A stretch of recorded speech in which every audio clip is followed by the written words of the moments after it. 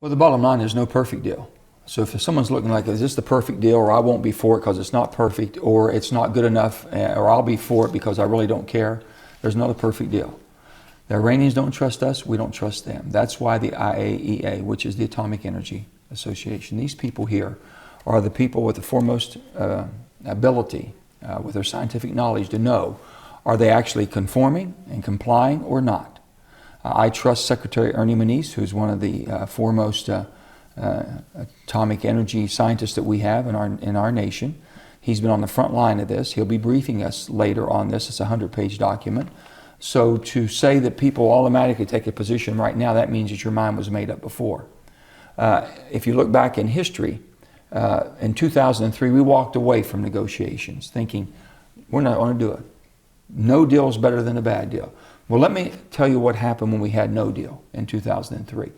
At that time, Iran had less than 200 centrifuges spinning, trying to enrich uranium. Today, they have 19,000. That didn't seem to work that well. The Middle East is in much more danger of Iran getting a nuclear weapon today than they were. If we would have stayed with these negotiations and made sure we had the international community looking and observing and making sure they complied, and if they didn't comply, you would have the whole world, if you will, the energy world that was concerned about this, atomic energy, saying that they have violated it. You can't trust them. They have violated this. That's where we are today. So do we try to go down a pathway that prevents them from getting an atomic bomb? Basically the ability to have this type of war facility.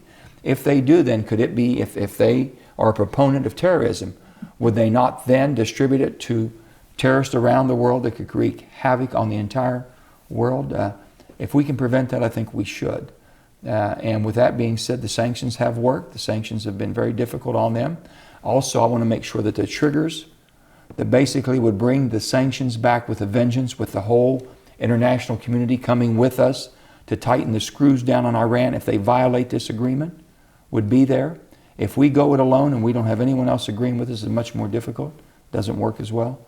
So I think we need to see exactly what's in the deal, but I'm favorable towards trying to get a deal.